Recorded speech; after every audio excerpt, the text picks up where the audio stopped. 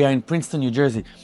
This house used to have very loud noise when we used to walk on the floor. They used to have like a very thin plywood on the floor, which was underneath the floor itself. And it was very, very noisy. So now we're going to install a brand new floor here. So before the installation, we replace all the plywood that used to be here to 3/4 plywood. It's very steady, very strong. You can see it's very, very strong. And underneath that to the floor, we installed beams that connected the existing beam to prevent the noise.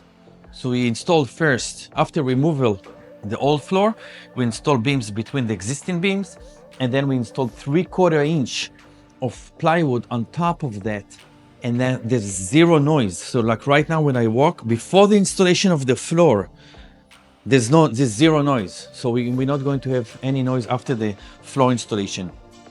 Right now we're in the process of, we're making all of kind of like the dusty work. We're fixing the ceiling, the walls, we're sanding the stairs because we're going to stain it. And after that, we're going to do the floor installation. At least we know that we have a peace of mind that the client will be super satisfied that after the installation, all this floor will be quiet. So when we walk on the floor, it will be zero noise. Like right now, I don't hear any noise, but it used to be very, very noisy and loud to walk on this floor. Right now, it's like silence.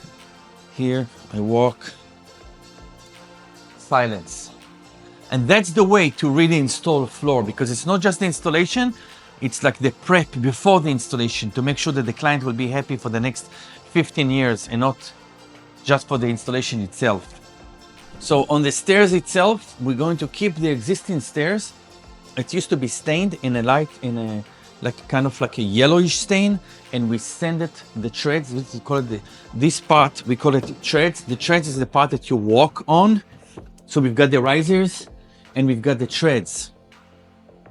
So the treads is already sanded with sandpaper grit 60, which is a kind of like a rough sandpaper to make it porous.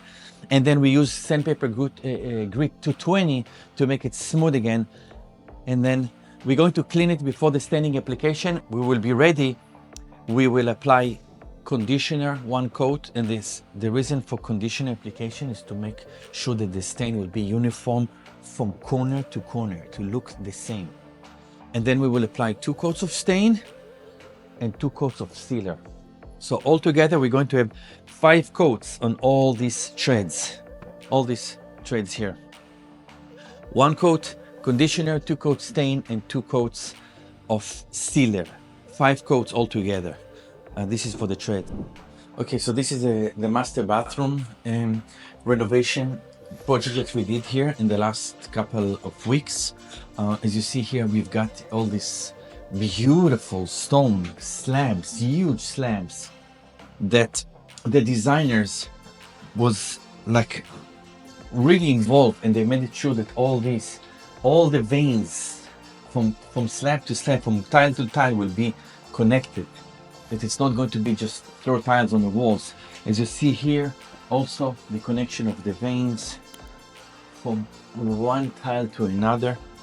Everything is calculated here. This used to be ugly, the 70s yellow tiles, like tiny tiles, and we made it's a huge transformation. We installed brand new tub, shower head. All these fixtures are brand new.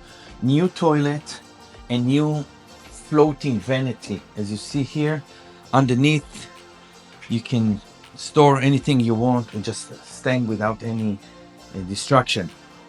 All the floor is brand new floor. Now it's covered. The tub is brand new.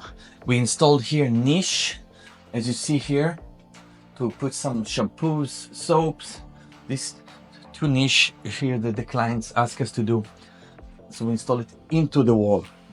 The floor underneath the existing floor, we used to have this damaged, like rotted plywood, very thin. So we installed 3/4 of a brand new plywood underneath the floor to make it solid first and firm, and then we installed the tiles on top of that.